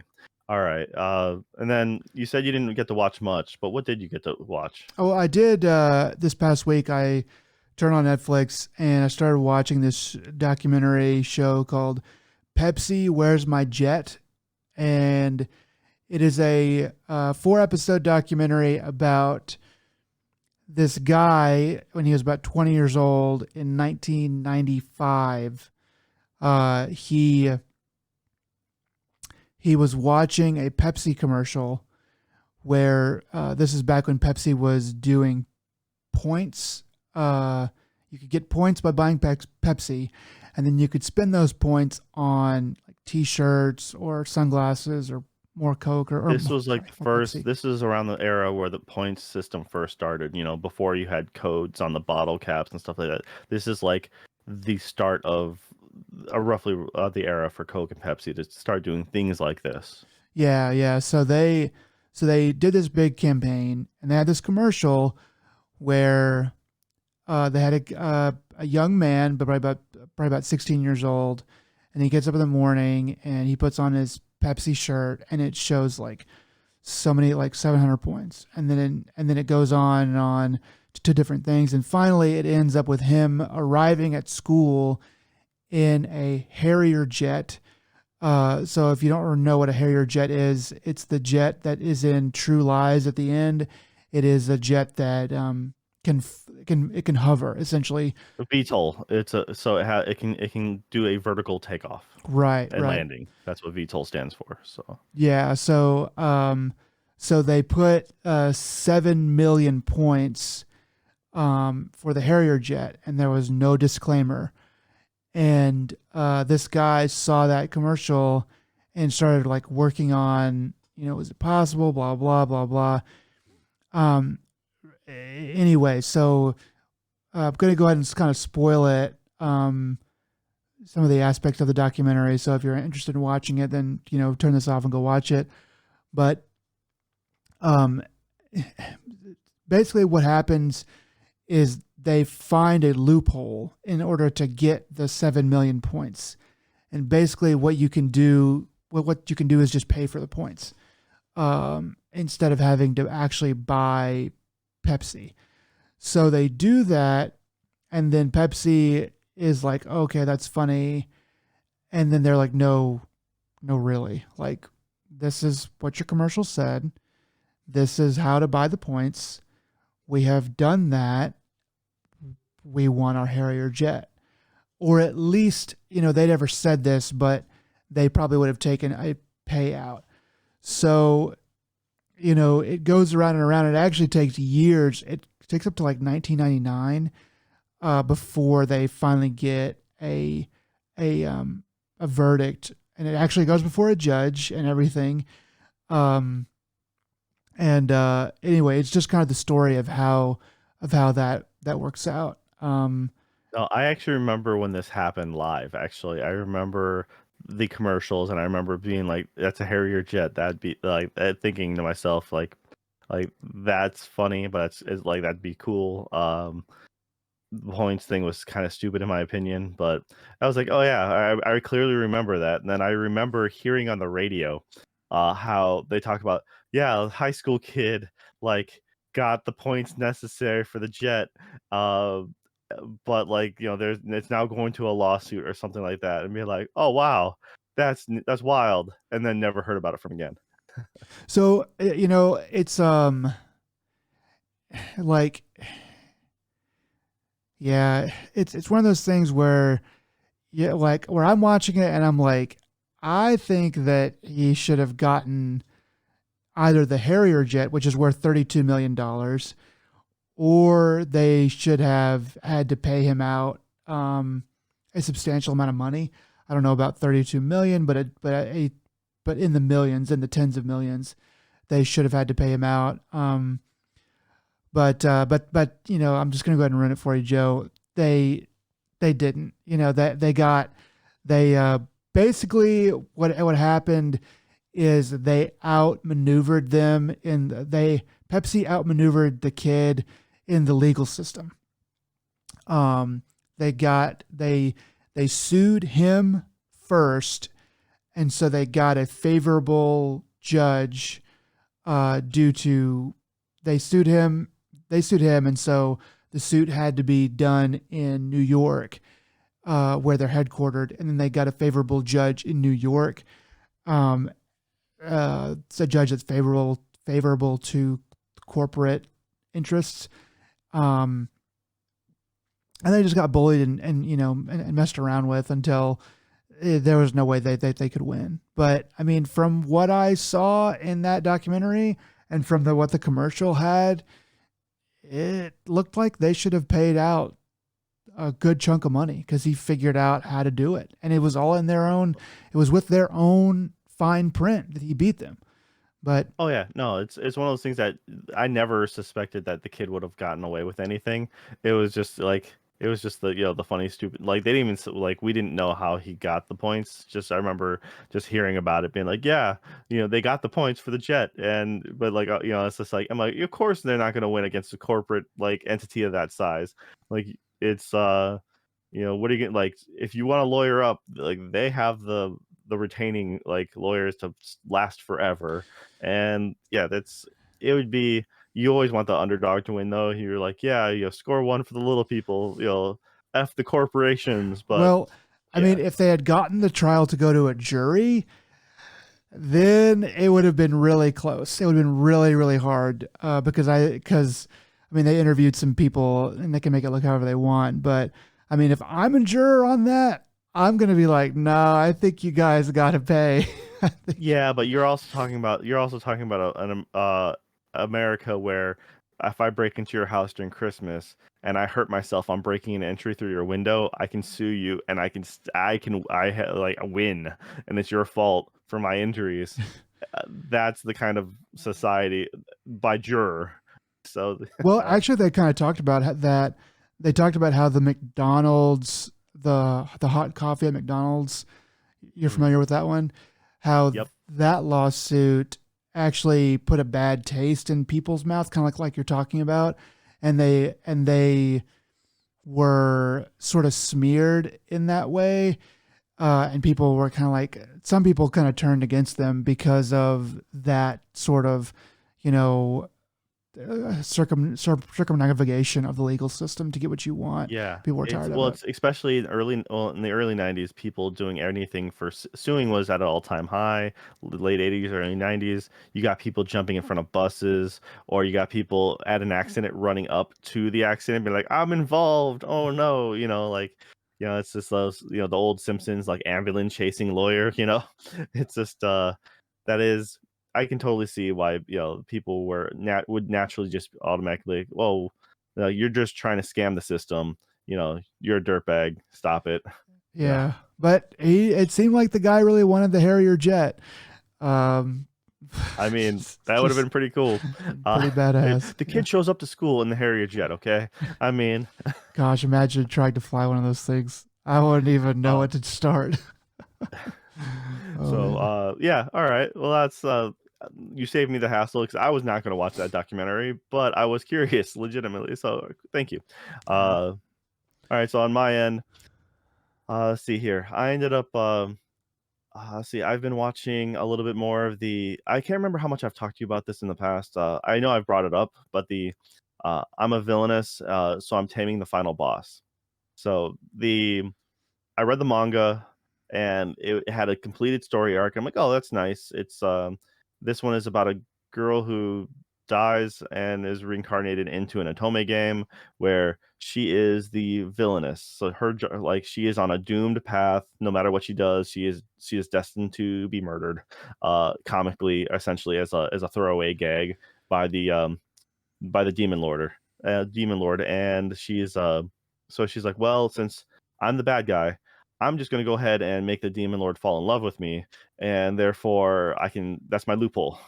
Uh, that's the quest. Well, the original manga goes through the whole thing and it ends, with that story arc. You're like, okay, cool. They managed to do this in like 4 episodes of like 12. Oh And wow. here and then so I was just like, wait, this is going really fast. I'm like, I'm curious. And then all of a sudden, yeah, I'm like, sure enough, they ended it. I'm like, wait, huh? And so, well, I looked into it, and so they started a new story arc, and they're kind of going based off of the this game's sequel now. And so Ah. she was rolling into the sequel series, uh, where in this case, and this is based off the written like light novel, I think, or it might be an actual novel, but anyways, it's actually book form, and that's where they're getting this extra source material from, which was nice because I enjoyed what I saw, and then I'm like, oh wait, there's more to this. That's great because I actually like these characters, and yeah, so it's going through. You're now doing like a school story arc essentially, joining student council and doing this other stuff. And I'm like, all right, this is entertaining. I was pleasantly surprised, and yeah, it's just one of those things that's like, oh, that's the first. That's you usually don't hear about that. It's usually the anime completely goes off of the wrong path from the manga because the manga wasn't ready in time, or the directing Mm. there's always something weird, and so therefore at the end of the manga, the real story is very different from the end of the anime. um, and in this case, it's like, oh no, this actually continues beyond, and it doesn't, because mostly it's almost always falls short. You're like, oh yeah, that's great. You finished this little story arc in the anime, and the manga is going on for another like 100 issues or chapters or something like that. And you're like, so then you have to go out and read it if you want to get more of it. No, so that's it. I'm still liking it. It's a fun little second story arc. I'm not sure if it's gonna, it has me guessing, I guess, in the fact that like, well, will they end it at this arc, or they're gonna have a third arc? Is there? I don't know. I'm just like, I don't know what to expect anymore, and that's okay with me. Um, And then I just ended up finishing the Call of the Night, and I talked really highly about this before. This is about a middle school kid who explores the city during nighttime, and so he's getting the high of I'm kind of breaking the rules for the first time, and it's really quiet, so the city that he's so familiar with seems like a different place. And he runs into a vampire who shows him how like the nightlife is kind of for the most part. Uh, the music behind it, it's been really great. The visuals, just the art design, like they have really unique shots and just like angles and stuff like that, and they'll have interesting color palettes. I've really liked it from the very beginning. Uh, they have an interesting little. They have, I guess, a little kind of forced drama towards the two-thirds section, uh, which isn't terribly bad. And they end the I'm not going to spoil it, but they wrap up the anime in an okay manner. I mean, they Okay. leave some loose threads, and that's fine, I guess. It's like, but they at least get the main point across where they kind of had to, and they're like, all right, here's the end of this, and you at least know the direction. It doesn't leave it just in limbo. Like, okay, you kind of have a direction that you can see the future going in for either a second season or just where the manga might continue from.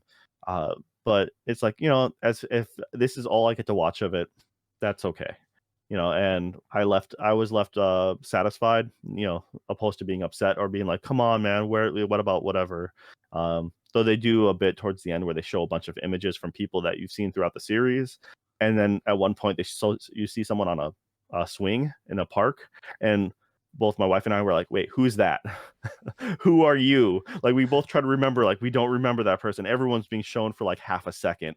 We're like, okay, I know that person, I know that person, wait, who? And then next thing, all of a sudden you're like, okay, wait. What they did is, my guess is it's someone from the either from the manga that they might have omitted from that first part of the story arc, or it's a kind of like a premonition, like showing who is in season 2 or who's going to be later in the series, because that Ah, happens a lot with other series too when it comes to season 2, like the end of season 1. If it's an isekai adventure or something like that, you'll see these are the new people walking into a town or walking into the guild or something like that, and like, you never saw them before, but if you know the source material, you know that they play a bigger part later on or something. So it's a foreshadowing in that sense. So that's what we think that person was. But it was just really jarring because we're like, oh yeah, okay, all these familiar faces. Who? And then you're like, okay, back to familiar faces. So mm, putting yeah, a little bit of a preview there for you, maybe. yeah. But man, that music was good. I really enjoyed that anime. It was just it just was a solid one. It's not like life changing or anything like that. But as I would say, it's a solid 8 or a 9. Just like, I had a good time from it. I almost liked, it's like, but it never, and it wasn't like, it doesn't hit those. It's a different kind of, it's a chill series, so Mhm. it doesn't hit like those emotional highs or craziness, like adrenaline pumping of something like Cowboy Bebop, or it doesn't hit anything weird like a Steins Gate or something like that. It's very different, and it was just mellow, but I really enjoyed watching it. And so I'd have, yeah, it was a good time. I looked forward to it every week, and now it's done. If I'm lucky, maybe get a second season, but honestly, I recommend this one. Um, and if you don't like the music, then bail, because then if you don't like it right away in the beginning, like, you're gonna get more of that throughout, so you might as well not waste your time with it. And it's not for everyone, but I'm like, but if you do like what you're getting off in the beginning, you get more of that throughout, so you kind of know right away. There's going to be a lot of it. Okay. Yeah. Okay, cool, man. That sounds good. I should watch that. Um, yeah, man. I It wish was I'd. it was probably my favorite from this last, like, couple months. It's at least one of my favorites, I should say. So All right. That's really good, though. Um, yeah. So I guess that's really about it we have for this time around. So thank you very much, guys. This has been episode 32 of Another Dead Pixel, and this is December 2nd. Thank you guys for making it to the end. We really appreciate it. Uh, yeah, anything else you want to say to the world? Any words of wisdom? American football is king. All right, you guys take care and take it easy. Bye-bye. Don't get into turntables. The scourge of Japan, who terrorized the shit. Ah, God damn it. Okay, we gotta do it. Yes. Blooper. You fucked up last Bloopers. week Yeah. too, so it's fine. It's fine. You just want to do it? You want to go for there? Restart. I'm so fucking tired. Yeah, reset. All right. Yeah. Well, I mean, hey, at least, like I said, you fucked up last week, so I don't feel so bad about this week. That was glorious, though.